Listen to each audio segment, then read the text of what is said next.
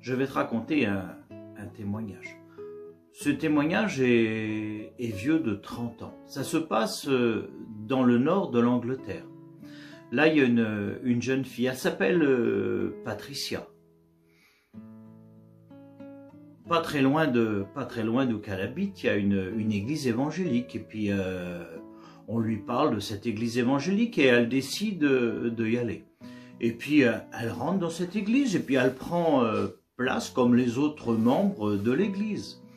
Et le pasteur, il est là, le pasteur, il est assis, il va attendre que la réunion commence, et puis là, il commence à voir le début du culte qui va commencer. Et le pasteur, son attention se tire sur cette jeune fille, il la regarde. Et là, le Saint-Esprit lui parle fortement. Il interpelle le pasteur. Et le Saint-Esprit lui dit que cette jeune fille qui s'appelle Patricia, lui, il ne la connaît pas encore. Qu'elle est habitée par un esprit mauvais, qu'elle est possédée. Donc là, sans aucun doute, le pasteur, il connaît Dieu. Le Saint-Esprit habite en lui et il est sûr de ce que le Seigneur est en train de lui confier. Et sans plus attendre, il ne cherche pas à regarder, à droite ou à gauche. Il se lève. D'ailleurs, les gens sont interpellés. Qu'est-ce que le pasteur fait? Il se lève et va direct vers cette fille. Et là, comme la parole de Dieu le dit, comme Jésus l'enseigne, Jésus enseigne, vous chasserez les démons en mon nom. Et là, il se place devant cette fille, et quand il se place et qu'il commence à chasser le démon, là, le démon commence à se manifester. Cette fille commence à être agitée, à être tourmentée. Mais devant la présence de Dieu, elle est venue à la réunion, elle voulait écouter parler du Seigneur. Et là, devant l'autorité du pasteur, il chasse le démon au nom de Jésus. Et là, le démon est chassé, le démon s'en va. Le pasteur, le Saint-Esprit, a donné la conviction que la victoire avait été obtenue. Et cette jeune fille lui fait cette connaissance qui s'appelle Patricia. Et là, elle vient à l'église. Et ça dure comme ça quelque temps. Et après, cette jeune fille s'en va, dans une autre région. Mais elle fréquente toujours une église.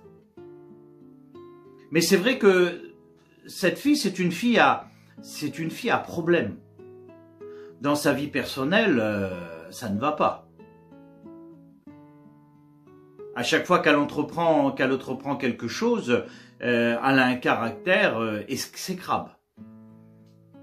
Et elle a des problèmes avec Pierre, Paul et Jacques. Mais elle vient toujours à l'église et les années se passent. Les années se passent, mais elle ne change pas dans sa vie. Elle est toujours pareille. Et elle arrive dans un endroit. Et là, dans cet endroit,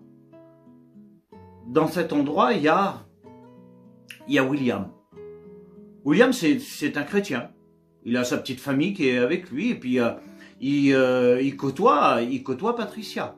C'est vrai que Patricia, à un certain moment, lui confie ce qui s'est passé dans sa vie il y a de nombreuses années de ça, qu'elle était habitée par un esprit mauvais.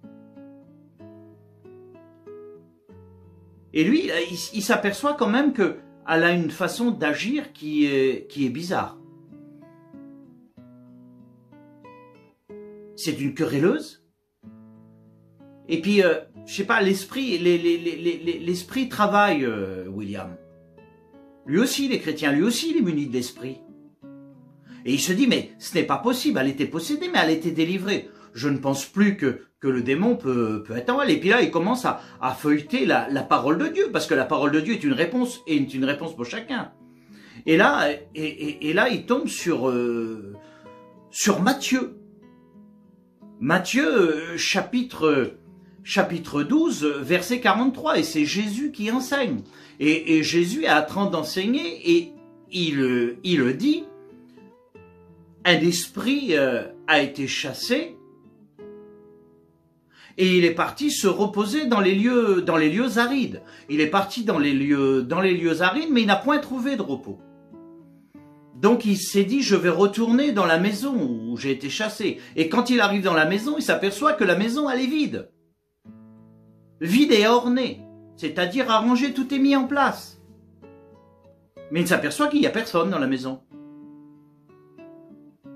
Et là, il décide, lui, il voudrait revenir dans cette maison. Il était mieux que dans les lieux arides. Et là, il retourne dans les lieux arides.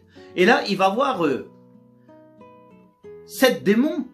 La parole dit qu'ils sont plus méchants que lui encore. Et il leur dit, il y a un endroit là-bas.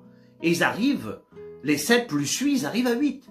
Et quand ils arrivent à 8 dans cette maison qui est vide, ils rentrent à l'intérieur. Et Jésus dit, la personne est devenue encore pire que ce qu'elle était. Alors voilà que William, il dit, c'est vrai qu'un démon peut être chassé. Mais quand la maison est vide, qu'elle est arrangée, c'est que le Saint-Esprit n'y est pas. Parce que si le Saint-Esprit y est, le démon n'aurait pas pu rentrer. Et là, il comprend en fin de compte que Patricia, probablement que le démon est revenu, mais la Bible dit que le minimum des démons, c'est 1 plus 7, ça fait 8.